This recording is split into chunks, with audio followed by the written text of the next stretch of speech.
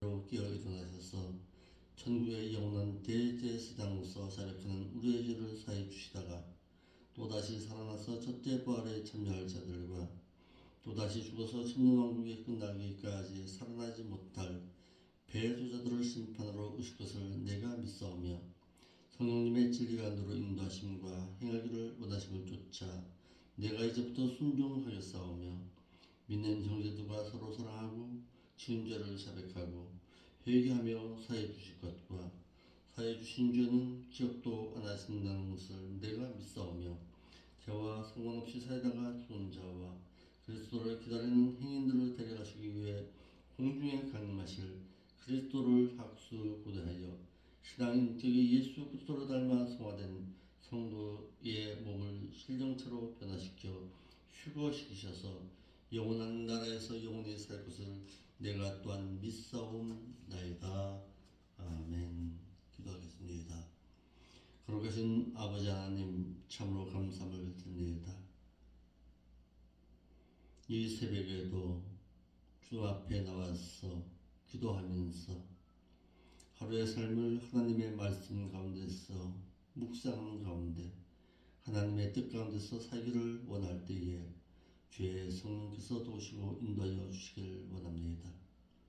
정말 아버지께서 이 교회를 세우셨고 아버지께서 정말 이곳을 통해서 말씀이 온전히 전해지기를 원하신다면 말씀을 사모하고 말씀을 듣고자 하는 자들을 또한 부르시고 인도하여 주었어 기도해야 할 분명한 이유를 알고 있는 자, 하나님의 말씀대로 살고자 힘쓰고 애쓰는 심령들을 보내주시어서 정말 천국을 소망하는 자답게 살아드릴 수 있는 신앙인의 사람으로 변화될 수 있도록 인도하여 주옵소서. 많은 믿는 자들은 하나님을 믿고 섬긴다고 말하지만 정말 말씀 가운데 있느냐라고 물어볼 때에 부끄러움 밖에 없는 저들의 신앙의 삶뿐입니다. 말씀을 사모해야 할 분명한 이유를 알게 하시고 천국을 소망해야 할 분명한 이유를 바르고 진실하게 알아서 하나님을 영원롭게 할 수 있는 성도된 자의 삶의 신앙으로 살아갈 수 있도록 인도하여 주옵소서. 거룩하신 예수님의 이름으로 기도하옵나이다. 아멘.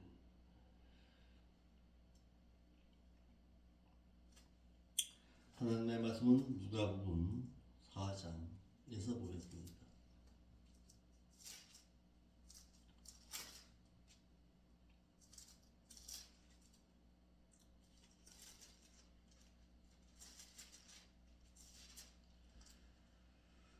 누가복음 4장 14절부터 보겠습니다.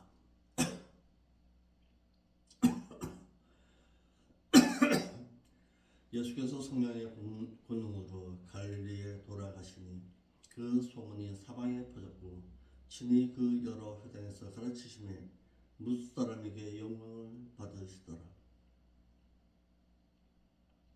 예수께서 그 자라신 곳 나사렛에 이르사 안식일에 자기 규례대로 회당에 들어가서 성경을 읽으려고 서심해 선지자 이사야의 글을 들이거늘 책을 펴서 이렇게 기록한 데를 찾으시니 곧 주의 성령이 내게 임하셨으니 이는 가난한 자에게 복음을 전하게 하시려고 내게 기름을 부으시고 나를 보내사 포로된 자에게 자유를 눈먼 자에게 다시 보게 함을 전파하며 눌린 자를 자유케 하며 주의 은혜의 해를 전파하게 하려 하였더라.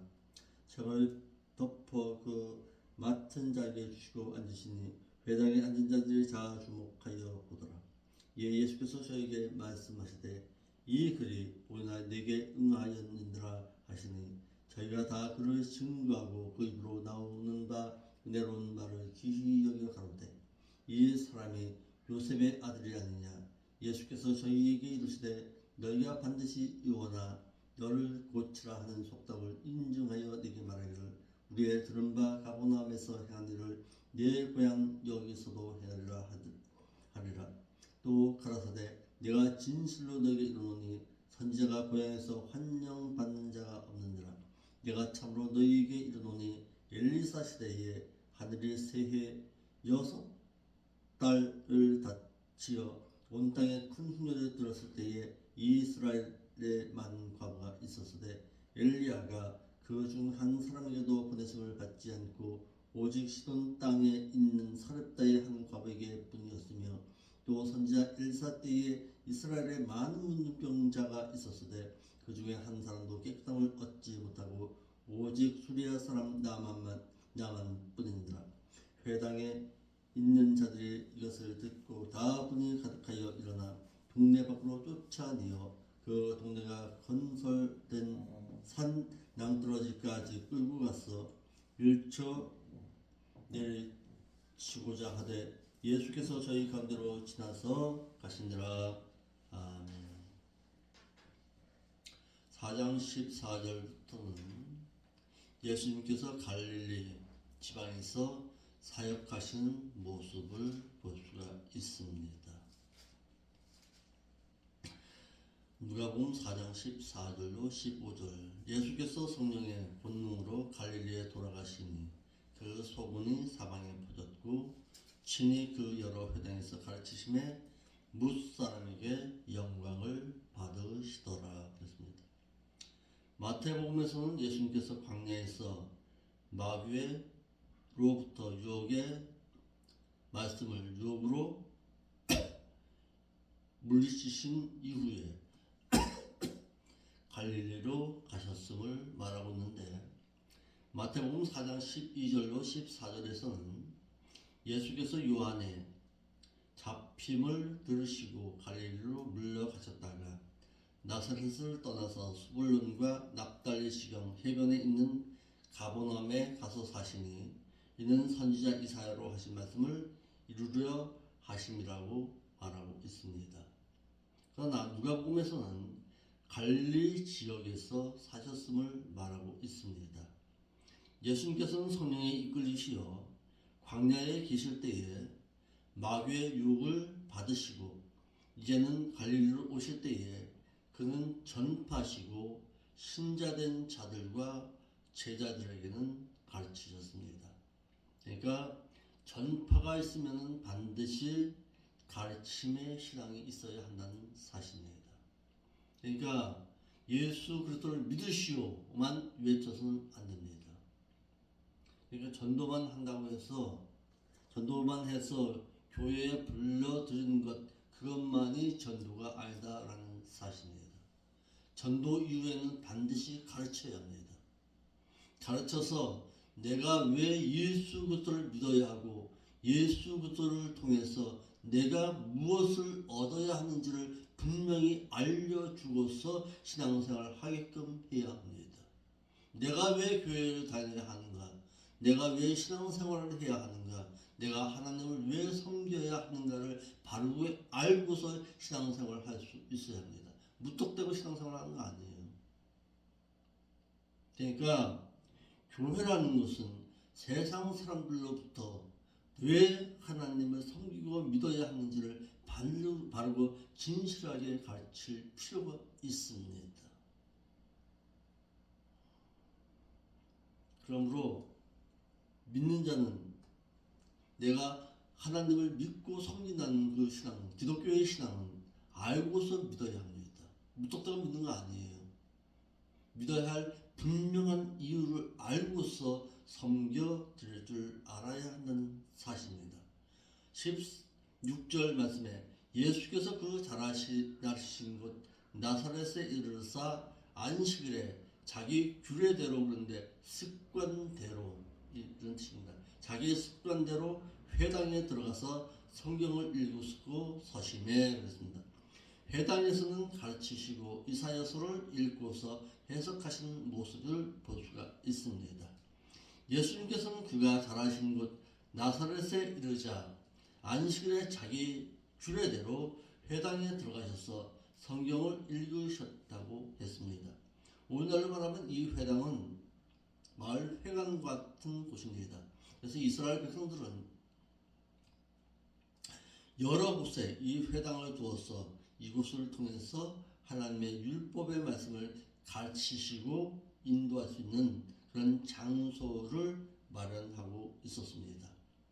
한결역에 자기 규례대로 그랬습니다. 그러나 이를 사도행전 17장 2절에서는 자기의 규례대로라는 이 말이 익숙하다, 익숙해 있다, 관습대로, 습관대로, 익숙한 행실을 말해서 그의 습관대로라는 뜻입니다. 그러니까 예수님께서는 늘 말씀을 가르치시고 인도하는 그 일을 늘 행하셨습니다. 회당에 들어가셔서 늘 가르치시고 늘 하나님의 복음의 말씀을 전하셨던 것을 습관처럼, 익숙한 습관처럼 행하셨음을 볼 수가 있습니다. 이와 같은 신앙을 가지고 있었던 자가 있는데 바로 사도 바울입니다. 사도 바울도 그의 습관대로 여러 곳을 전도하면서 습관대로 회당에 가서 쓰던 말씀을 가르쳤습니다. 그러므로 말씀을 가르치는 목사라면 목사의 입에서는 늘 하나님의 말씀을 가르치고자 하는 열정이 있어야 합니다. 그건 세상 말이나 나누고 그런 것이 아니라 어디를 가든지 어떤 자리에서든지 하나님의 말씀을 가르칠 수 있는 때가 된다면, 기회만 된다면 말씀을 가르칠 수 있는 실력을 갖추고 있어야 합니다. 그러니까 목사는 실력 있는 자가 행할 수 있어야 합니다. 말씀을 가르치는 그런 실력을 늘 준비하고 예비하고 있어야 한다는 사실입니다. 그는 자신의 동족인 유대인을 구원하고자 유대인들을 상대로 해서 어느 도시를 가든지 가장 먼저 유대인의 회당부터 찾아갔습니다. 그리고 그곳에서 복음을 전하셨습니다.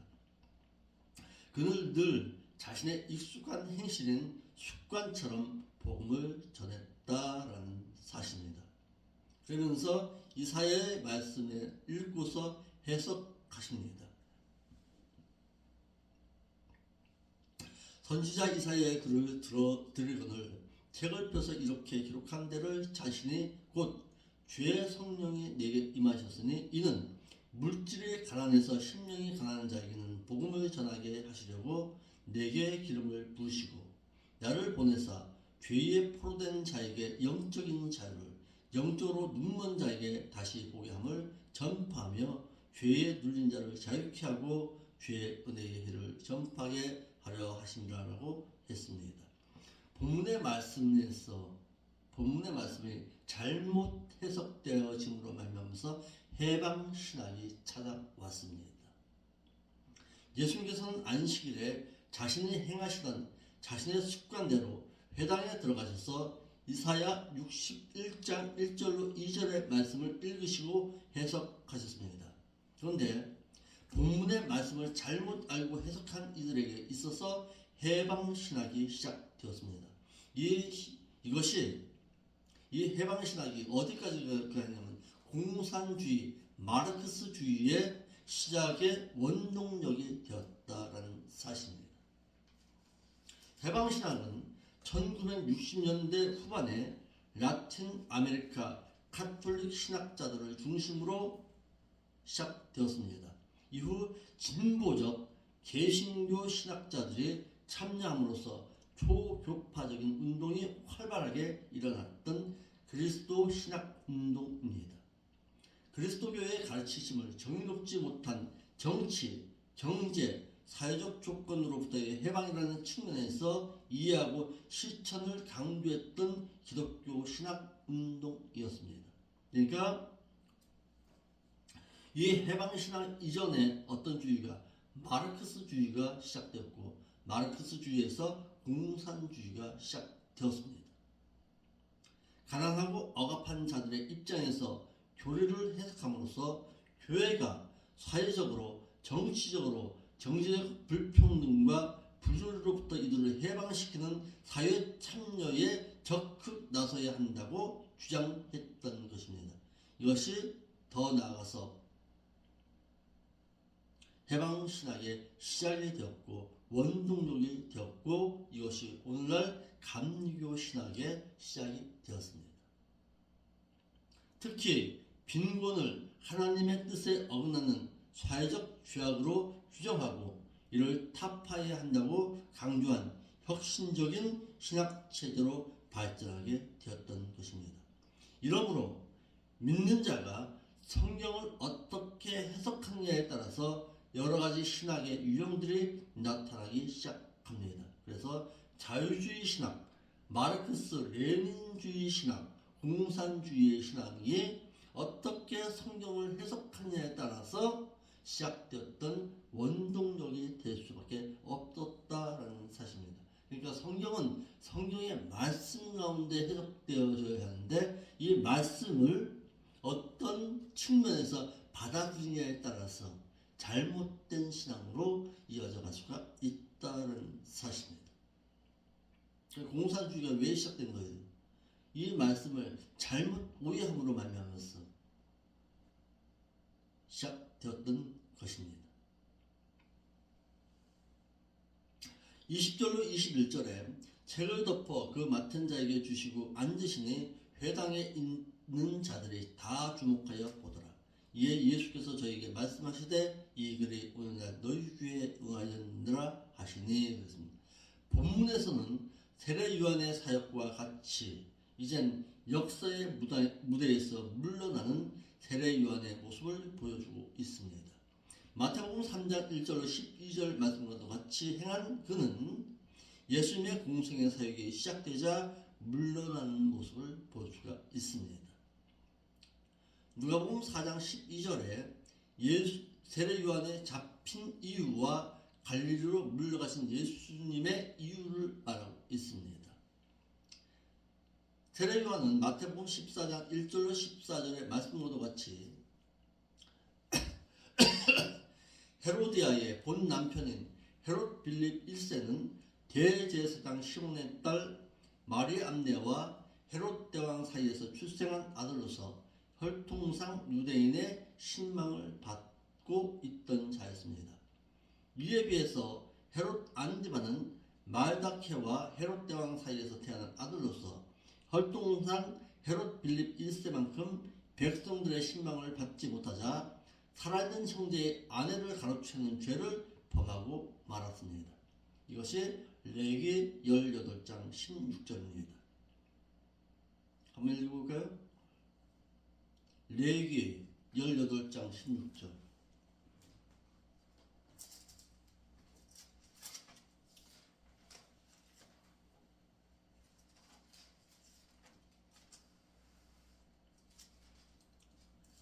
레위기 18장 16절. 너는 형제의 아내의 하체를 범치 말라. 이는 내 형제의 하체니라. 그러니까 이 헤롯 빌립 1세의 죄를 질책하자 헤롯은 요한을 옥에 가둬 버렸습니다. 이것이 마태복음 14장 1절로 14절입니다.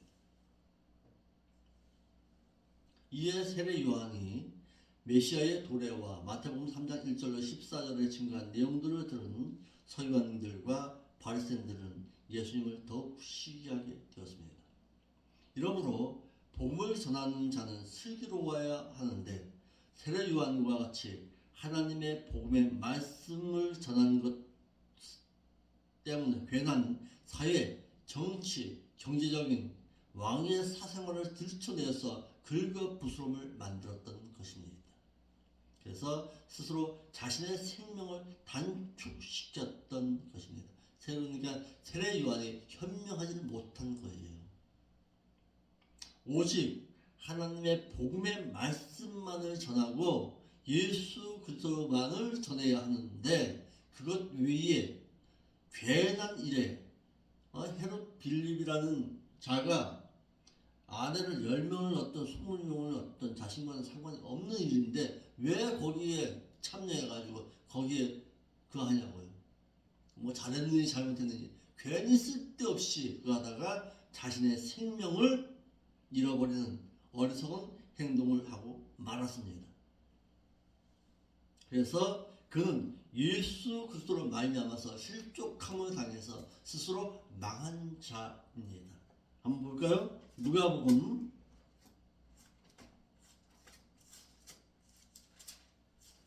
18장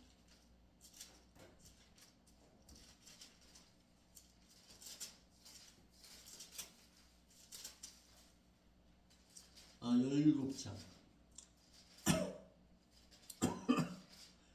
1절부터 봅니다.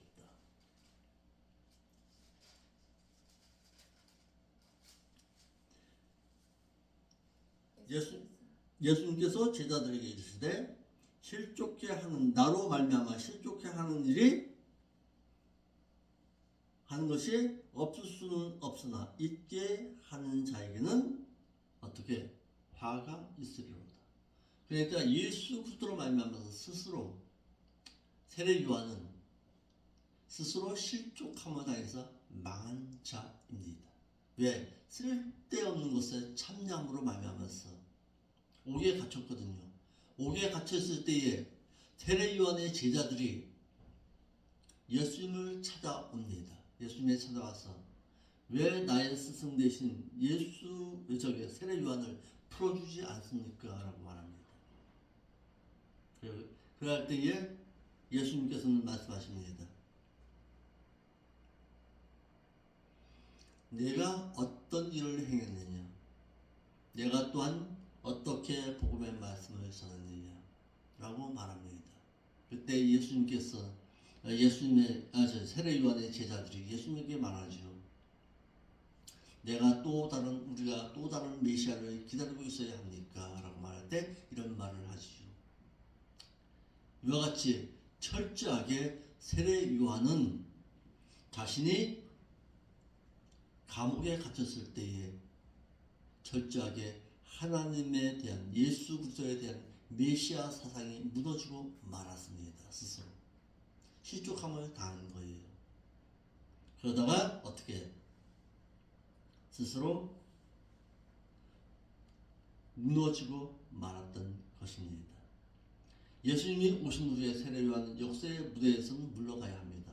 그렇지만은 괜한 일로 인해서 자신의 생명을 단축시킬 필요는 없었던 것입니다. 내가 목사라면 말씀을 전하는 일에 최선을 다해야지 괜히 쓸데없는 정치적인 일에 관여해서 이러쿵저러쿵 하는 거 아닙니다. 그러다 보면 세례 요한처럼 갈 수가 밖에 없습니다. 세례 요한이 옥에 갇힘으로 말미암아서 어떤 일이 벌어졌느냐? 세례 요한이 옥에 갇히게 되자 예수님은 유대인에게서 복음의 말씀을 증거하지 못하고 갈릴리를 피해서 가버나움에 가서 사셨던 것입니다. 예수님의 복음 사역도 나가 버렸습니다. 누가? 세례 요한이. 그러니까 나 하나 때문에 하나님의 복음의 말씀이 닫혀질 수가 있다는 사실입니다. 실례 한번 볼까요? 실례로 볼까요? 전광훈 목사가 저렇게 하다 보니까 어떻게 합니까? 모든 목사들이 거기에 다 들어가지요. 그것이 잘한 일처럼 보입니다. 그런데 잘하면 되죠. 거기서 목사로서의 사명을 잘 감당하면 되죠. 그런데 그걸 안 하고서 있다 보니까 어떻게 합니까? 기독교가 괜히 쓸데없는 일에 참여한다고 그런 말을 듣게 되죠. 그 한 사람으로 끝나면 되는데 그 한 사람을 통해서 기독교 전체를 보는 거예요. 그래서 기독교의 잘못된 신앙을 또한 얘기하고 헐뜯게 만들어 버릴 수도 있습니다. 또 하나 또 실례 들어볼게요. 신천지인들 때문에 기독교를 신천지인들과 똑같이 여기고 있다 보면은 어떻게 합니까? 저들도 기독교인들과 똑같이 기독교인들도 똑같이 한다. 그렇게 오해하게 됩니다. 그러다 보니까 어떻게 합니까? 실질적으로 전해야 할 하나님의 말씀을 바르고 진실하게 전하지 못합니다. 왜? 이거 너희들 하는 거 똑같아. 그러니까 나 하나 때문에 하나님의 복음의 말씀이 가려질 수도 있다라는 사실입니다. 여기 누구처럼? 세례 요한처럼. 세례 요한이 하나님의 말씀만을 바르고 진실하게 전했다면 됐는데 바르고 진실하게 전하지 못하고 괜히 쓸데없는 일에 참여해서 옥에 갇히게 되니까 그 여파가 누구에게까지? 예수님의 복음의 말씀을 전하는 그 일을 방해하는, 전하지 못하게 하는 일까지 범해 버릴 수밖에 없었다라는 사실입니다. 아멘. 14절로 16절입니다. 마태복음의 기록자는 이사야 9장 1절로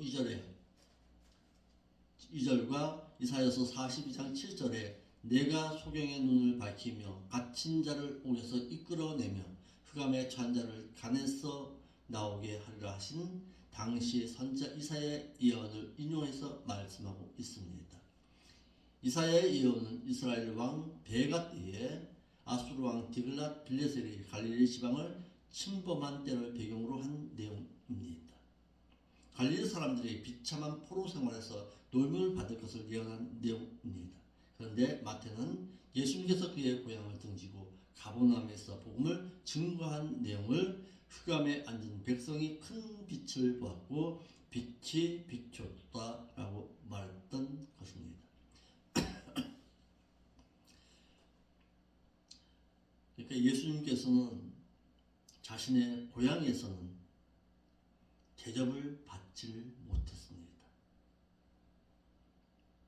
당시 이방 갈릴리에 가버나움은 죄의 고통과 하나님과의 원죄로 말미암은 단절로서의 자유함의 메시지로서 너희가 지금 바라보고 있는 메시아이신 이로 말미암아 죄 사함을 얻어서 하나님과의 관계에서 멀어진 관계를 회복하고 천국의 도래가 가까웠으니 나를 바라봄으로 나를 믿으라는 뜻입니다. 그래서 회개하라 천국이 가까웠느니라 라고 예수님께서 외쳤던 것입니다.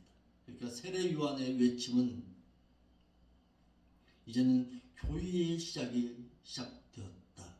유대인들은 마음을 돌이켜서 하나님께로 나와서 신앙의 도덕적인 삶의 신앙으로 하나님께 영광을 돌리고 열매 맺는 자의 신앙으로 살아가라는 회개의 메시지였고, 예수님의 외침은 너희가 이제 바라보고 있던 메시아신 예수 그리스도로 말미암아 죄사함을 얻고 하나님과의 관계에서 멀어진 관계에 회복하고 천국의 도래가 가까웠으니 나를 바라봄으로 나를 믿으라는 뜻이다라는 사실입니다. 그래서 똑같이 외쳤어요. 세례 요한의 외침도 회개하라 천국이 가까웠다고 외쳤고 예수님께서도 회개하라 천국이 가까웠다고 외쳤던 것입니다. 그렇다면 오늘날의 우리의 외침은 어떠해야 하느냐 이 말이에요. 뭘 외치고자 이거예요. 그런데 22절 한번 볼까요? 누가복음 4장 22절.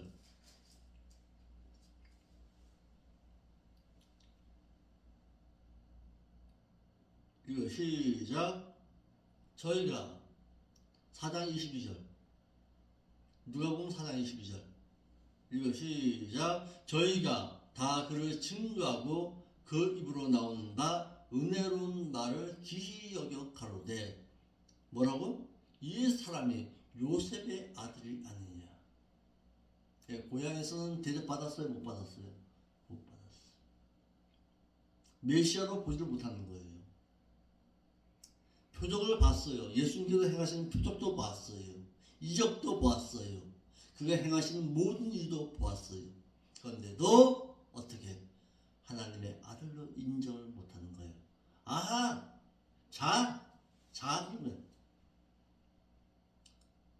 예수? 요셉의 아들이야. 목수의 아들이야. 목수의 아들이 무슨 선지자가 될 수 있어. 무슨 그리스도야. 그랬던 거예요. 마찬가지로 여기 앞에 있는 목사도 고향인 대관령에 가가지고 말씀을 전한다고 할 때 뭐라고 그러겠어요? 자, 아이고 꼬맹이서부터 나도 보고 자랐어. 자, 공부 안 하고서 갔다 그냥 아이고 참 지질이도 공부 안 했지. 그렇게 되는 거예요. 무슨 말이에요?